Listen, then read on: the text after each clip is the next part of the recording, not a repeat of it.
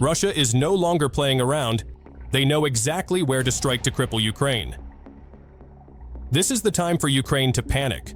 The heart of their weapons infrastructure stands on the brink of destruction. What was Russia doing at that time?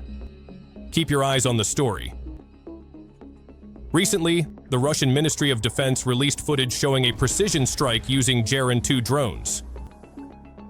The video shows an explosion that is claimed to have hit a location near the Meridian resort, a site alleged to be a temporary base for foreign mercenaries supporting Ukraine's military operations.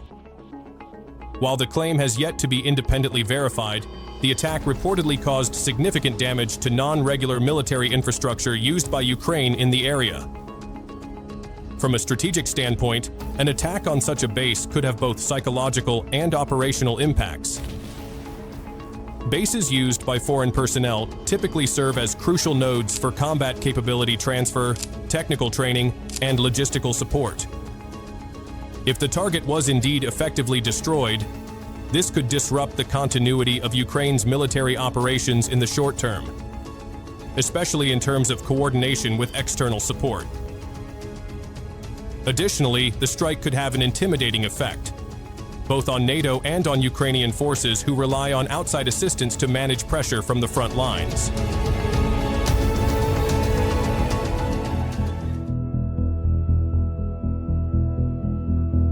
Elsewhere, still in the context of airstrikes, the Sumy region has become another highlighted target. Near the city of Konotop, a strike reportedly succeeded in destroying an unmanned aerial vehicle production facility, along with workshops for assembling and repairing critical components for Ukraine's combat drones. This is not merely a technical incident, but a serious blow to Ukraine's ability to maintain and develop its UAV fleet, which has played a crucial role in reconnaissance, precision strikes, and battlefield data collection. UAV production facilities are a backbone of Ukraine's combat strategy. Amid limited conventional resources, drones have become vital tools that allow Ukrainian forces to counterbalance Russia's material superiority with agility and technological sophistication. With the destruction of such facilities, Ukraine not only loses production capability, but also becomes disconnected from the maintenance and upgrade cycle that enables its UAVs to adapt to the ever-changing battlefield conditions. Strikes like this signify a tactical shift toward targeting support infrastructure, rather than just frontline positions. When production and logistics centers are disabled, the process of resupplying drones to the battlefield becomes significantly slower and increasingly dependent on NATO assistance, support that is not always readily available or swift. In the long term, if attacks on UAV technology hubs continue, Ukraine may be forced to shift most of its production to allied countries or relocate facilities to safer locations, a process that demands time, expense, and a high level of secrecy.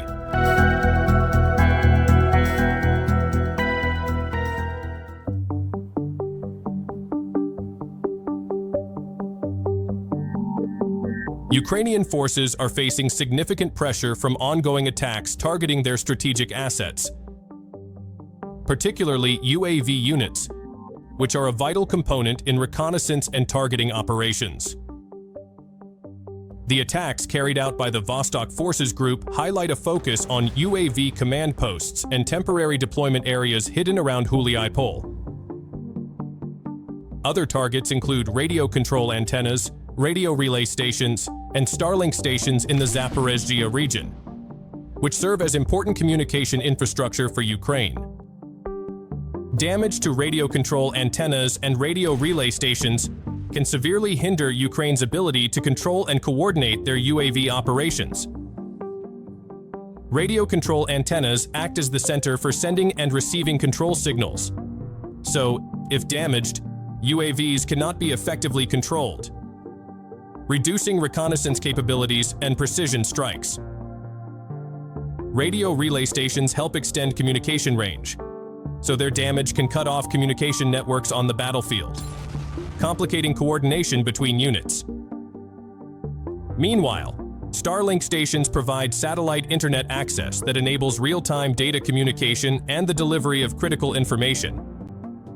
so damage to these facilities can reduce the effectiveness of data exchange and intelligence in the field, slowing response and decision-making. In the context of aerial surveillance and artillery support, the 122mm caliber D-30 Howitzer plays a strategic role in these events. This weapon is known for its high mobility and fairly accurate firing capability with an effective range of around 15 kilometers.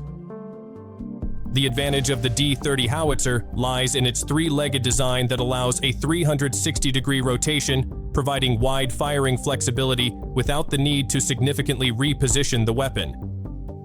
Additionally, the howitzer can fire various types of ammunition, including high explosive and smoke shells, enabling it to be used for both direct and indirect fire support in various combat conditions. Considering these recent events, unmanned aerial vehicles continue to be a focal point and a primary target. This is due to both Russia and Ukraine significantly increasing their UAV production efforts. Now, let's move on to important information about UAVs that you should not miss.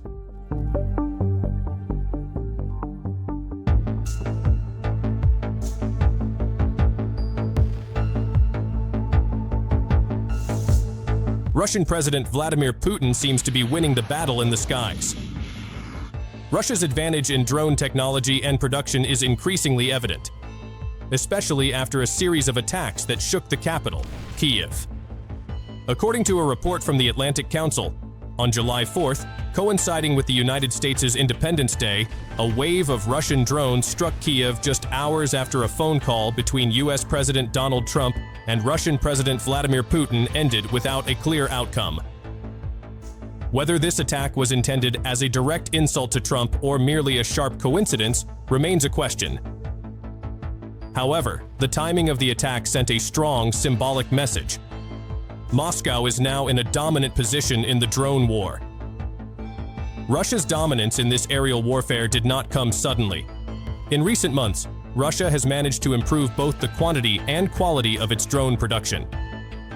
With new models equipped with advanced technology, they have been able to launch large-scale attacks targeting major Ukrainian cities. As a result, Ukraine's limited air defense systems have become increasingly overwhelmed by wave after wave of drones bombing its territory. If this trend continues, Russia will not only control the skies, but also shape the narrative of victory in the high-tech battlefield that is increasingly decisive in the course of the conflict. Do you totally agree? That's all for today, and thanks for watching.